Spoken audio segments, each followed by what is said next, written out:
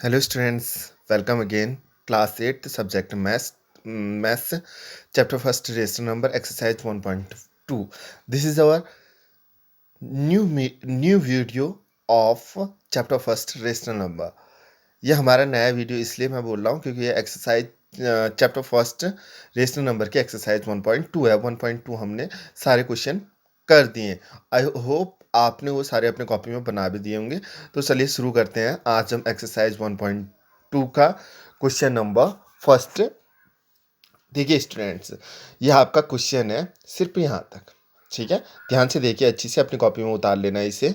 ठीक है, question 1, represent these numbers on the number line A7/4 B-5/6। यही आपका क्वेश्चन है। अगेन दोबारा से सुन लीजिए। Question first, represent these numbers on the number line A7/4 B-5/6। Students, इससे प्रीवियस क्लास में 6th-7th में आपने नंबर लाइन बनाई है और आपको बताई गई है। ठीक है, तो फिर भी मैं आपको एक बार और यहाँ समझा देता हूँ, आपको आती होगी। और एक बार मैं आपको और बता देता हूँ जिससे आपके लिए करने में आसानी हो जाए। ठीक है, फिर भी हम इसे एक बार करके देखते हैं कि कैसे नंबर लाइन में हम ये कैसे नंबर लाइन हम क्रिएट करते हैं और इन नंबरों को रिप्रेजेंट करते हैं। ठीक है, अब फर्स्ट है ए हमारा 7/4। ए क्या है हमारा 7/4, बी है -5/6। चेक करते हैं।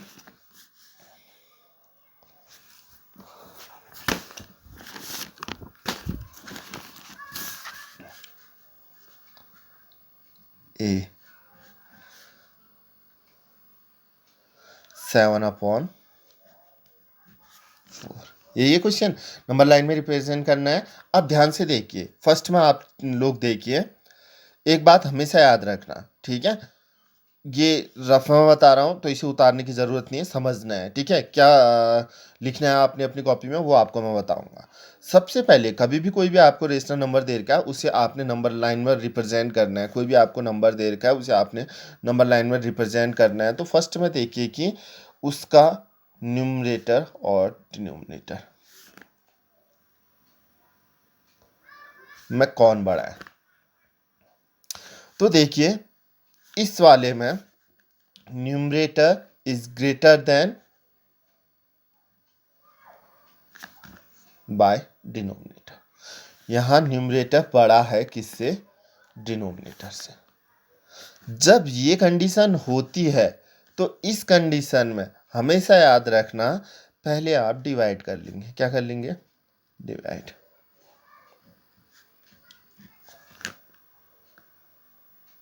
क्लियर हो गया? 4 × 1 = 4, रिमाइंडर कितना बचा? 3। अब इस नंबर को पहले जो हमें रेशनल नंबर दे रहे इसे हम जो वो दे रखा है नंबर दे रखा है इसे हम मिक्स फ्रैक्शन में कन्वर्ट कर देंगे अगर न्यूमरेटर बड़ा है तो डिनोमिनेटर से। ठीक है, अब डिवाइड कर लिया। डिवाइड करने के बाद अब इसे मिक्स रेशनल में आप कन्वर्ट कर दीजिए। आपको कितना दिया था? 7/4। इसे आप कन्वर्ट करेंगे तो इस फ्रैक्शन को आप कन्वर्ट करेंगे तो मिक्स में कितना हो जाएगा आपका?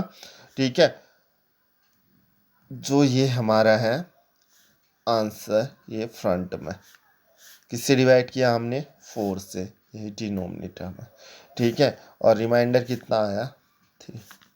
4 × 1 = 4, 4 and 3 7, 7/4 बन गया। इसका मतलब जो हमने 7/4 को रिप्रेजेंट करना है वो 1 से क्या है? बड़ा। 1 से क्या है? बड़ा। ठीक है, 1 के बाद क्या आएगा? 2, यानी कि 2 से क्या है? छोटा। यानी कि जो 7/4 हमें दे रखा है वो 1 से क्या है? ग्रेटर, बट 2 से क्या है? स्मॉल। ठीक है, 1 से तो बड़ा है। देखिए फिर 3/4 आ रहा है, इसका मतलब 1 के बाद क्या आता है? 2, यानी कि 2 से क्या है? छोटा। तो अब जो हम नंबर लाइन क्रिएट करते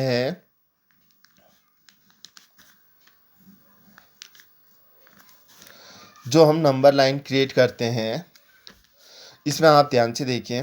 ठीक है, एक मैं नंबर लाइन क्रिएट कर रहा हूं। ठीक है, यहाँ मैं लिख देता हूँ आपका 0, सेंटर में मैं आपका कर दे रहा हूँ 1 और ये 2।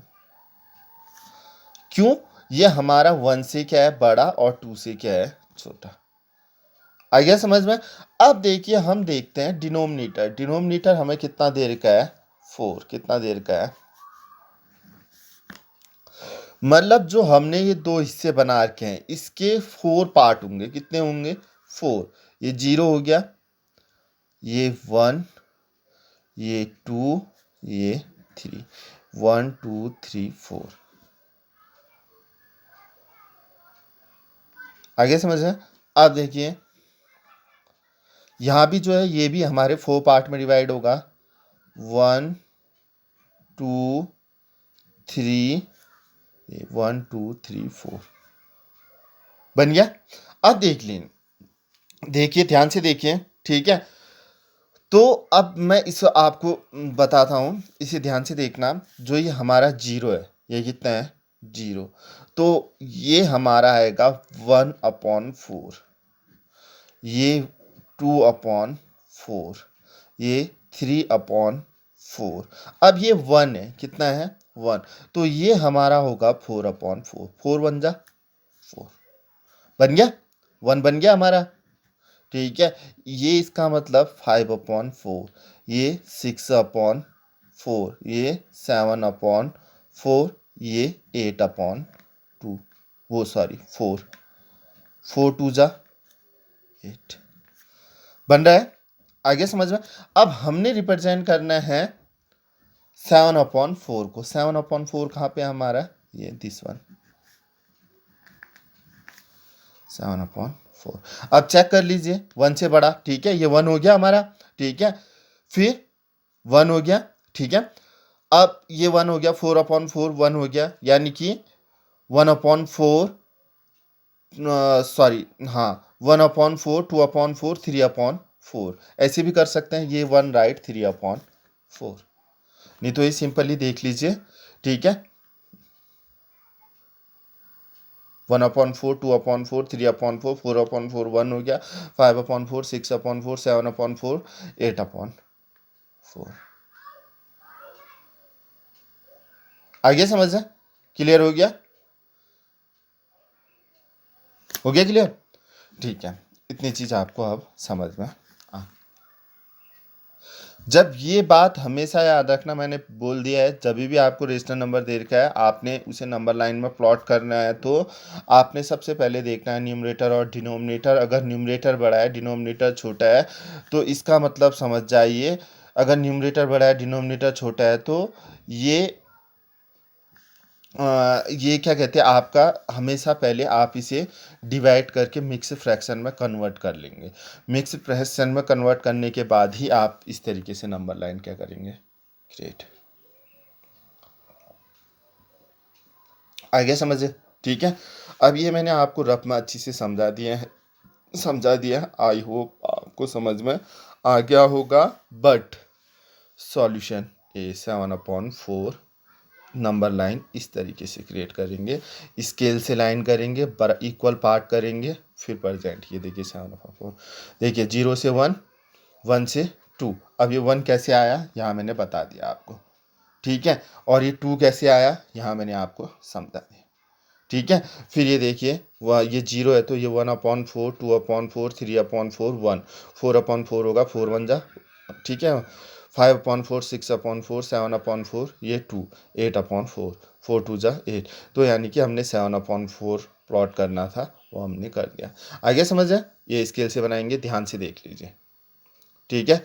अब है सॉल्यूशन बी -5/6।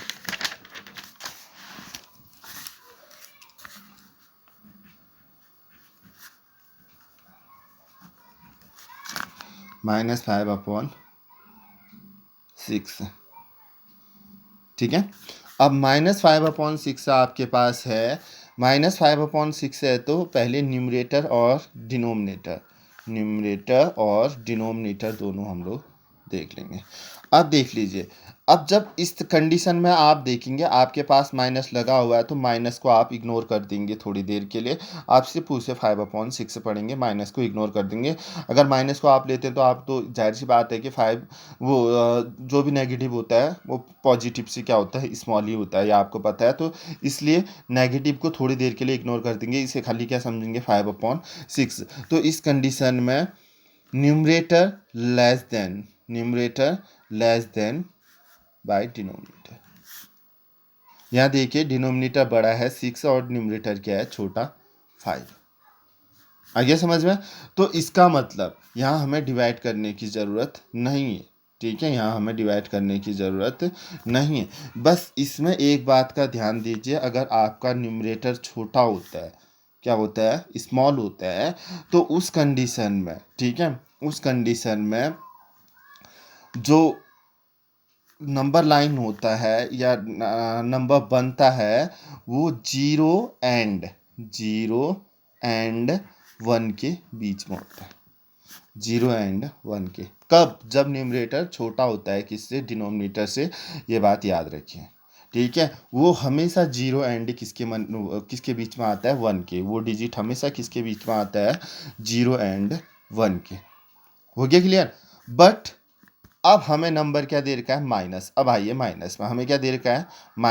माइनस दे रखा है। तो अगर माइनस है तो उस कंडीशन में वो 0 और -1 के कहाँ आएगा? बीच में। अगर न्यूमरेटर छोटा है डिनोमिनेटर तो ऑटोमेटिकली समझ जाइए 0 और 1 के बीच में आएगा। बट अगर आपके पास जो नंबर दे रखा है वो माइनस है तो इसका मतलब वो 0 और -1 के बीच में आएगा। हो गया? आ गया समझ में? अब नंबर क्रिएट करके देख लेते हैं, नंबर लाइन क्रिएट करके देख लेते हैं। फिर एक नंबर लाइन में मैं ड्रॉ कर रहा हूँ,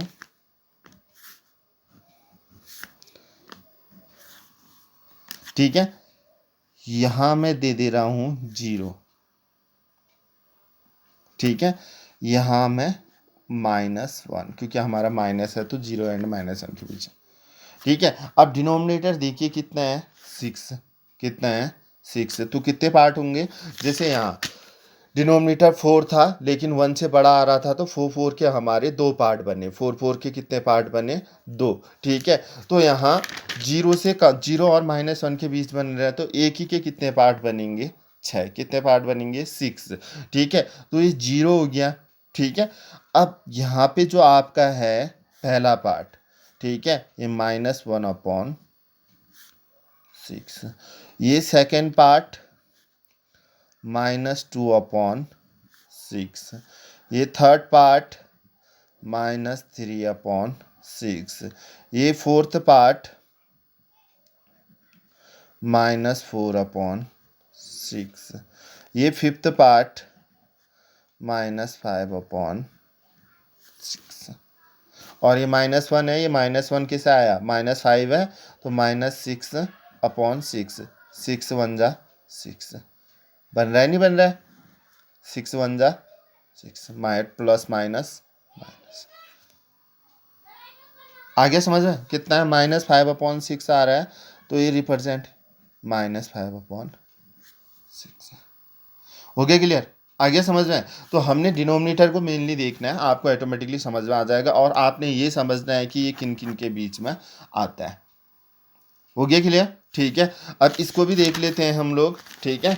ये देखिए मैंने यहाँ बना रखा है सॉल्यूशन बी, पहले से ही पीछे आपको समझा दिया है, ये भी समझा दिया है और ये भी आपको समझा दिया है मैंने। अब आपको अच्छे से समझ में आ गया होगा।